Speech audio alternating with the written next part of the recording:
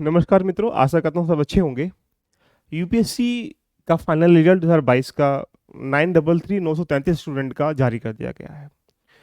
इस 933 स्टूडेंट में हर किसी की अपनी-अपनी कहानी है। बहुत सारे स्टूडेंट्स ये बोल रहे होंगे हमने यहाँ से टेस्ट लगाया, यहाँ से हमने कोचिंग करी। बहुत सारे स्टूडेंट कर रहे होंगे कि हमने कहीं से कोचिंग नहीं करी। हर किसी एस्पिरेंट की अपनी-अपनी क्या है जर्नी है। बहुत गरीब वर्ग से भी आ रहे होंगे, मिडिल फैमिली से भी आ रहे होंगे, हाई फैमिली से भी आ रहे होंगे। हर किसी की अपनी-अपनी कहानी, ऐसी कहानी है गरिमा की। ये गरिमा इस समय 2022 की सेकंड टॉपर हैं, पहली तो इशिता किशोर हैं। तो दोनों की कहानी सेम है, दोनों के पिताजी नहीं हैं। इनके पिताजी भी 2015 में एक्सपायर हो जाते हैं और ये इनका परिवार पूरा बिज़नेसमैन है। तो यानी इनकी कहानी स्टार्ट होती है, ये कहती हैं कि हमने कहीं से कोचिंग नहीं की है। तो ये इसलिए इनकी एक अलग कहानी है, सबकी अपनी-अपनी अलग कहानी है, लेकिन इनकी कहानी क्या समझने का प्रयास करें कि ये गरिमा जो लोहिया हैं, ये बक्सर की बिहार की रहने वाली हैं और ये यहाँ पर अपनी जो 12th की पढ़ाई है वो वाराणसी से करती हैं और बाकी जो यूजी की पढ़ाई है वो क्रोनिमल से करती हैं।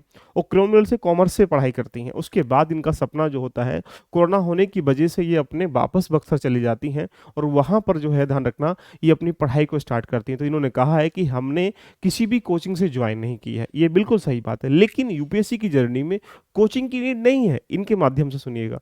लेकिन किसकी नीड है? कोच की नीड है। तो इन्होंने सहारा लिया किसका? किताबों का, अच्छी किताबें। जब तक आपके पास अच्छी किताबें नहीं होंगी, एक डायरेक्शन नहीं मिल पाएगी। जब तक आपके पास कुछ ऐसा माहौल नहीं होगा, तब तक आप पढ़ नहीं पाओगे। तो माहौल देने के लिए इनका 13 व्यक्तियों का समूह का एक परिवार है। तो यानी ये कब पढ़ेंगी? इन्होंने जब पढ़ाई करनी स्टार्टिंग करी, जब लोग सो जाते थे, तो रात को 9 बजे से लेकर सुबह के 9 बजे के बीच में पढ़ाई करती थी। लेकिन इसके पीछे किसका हाथ होगा? आप समझ पा रहे होंगे, उस माता का, उस पिता के सपने की जो आग थी, यानी कह सकते हैं उस माता का हाथ, जिन्होंने ध्यान रखना इनको 24 घंटे मोटिवेट रखने का काम किया। तो ज़रूरी होता है आपके पास एक मेंटर का होना, ज़रूरी होता है आपके पास एक गाइडेंस का होना, ज़रूरी होता है आपके पास कोच का होना।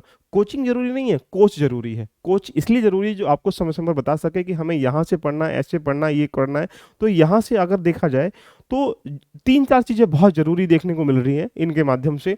पहली चीज़, कोचिंग ज़रूरी नहीं है, कोच ज़रूरी है। दूसरी बात, रिसोर्स जो है मल्टीपल्स, यानी कह सकते हैं बहुत ज़्यादा ज़रूरी नहीं है, सिंगल रिसोर्सेज़ रखिएगा, ऑथेंटिक रखिएगा और उसको बार-बार मल्टीपल तरीके ध्यान रखना, रिवाइज़ करिएगा, रिवीजन करिएगा या वहाँ से कुछ चीज़ें अच्छे तरीके से निकालने का प्रयास करिएगा। और ज़रूरी है टेस्ट और आंसर राइटिंग करना। इन्होंने कुछ बातें ऐसी बताई हैं जो कि बहुत ज़्यादा इंपॉर्टेंट है, यानी बिना कोचिंग के भी क्वालीफाई कर सकते हैं। जिन लोगों के पास बहुत मोटी-मोटी फीस जमा करने के लिए नहीं है या वो अफोर्ड नहीं कर सकते हैं, बड़े-बड़े शहर में जाके पढ़ाई नहीं कर सकते हैं, उनके लिए क्या है, एक मैसेज भी है। तो मैं यही कहूँगा कि यदि आपका सपना भी है आईएएस बनने का, ड्रीम है यूपीएससी क्लियर करने का, तो बस आपके पास दृढ़ संकल्प होने चाहिए, रास्ते बहुत सारे मिल जाते हैं। इन्होंने सोशल मीडिया के माध्यम से दूरी बना के ये भी कहा गया है कि इन्होंने यूट्यूब पे रहिएगा, लेकिन यूट्यूब पे 4, 5, 10, 20 लोगों को फॉलो मत करिए, किसी एक लोग को फॉलो कर लिएगा। ये भी इनका एक क्या है, एक रास्ता है सफलता का।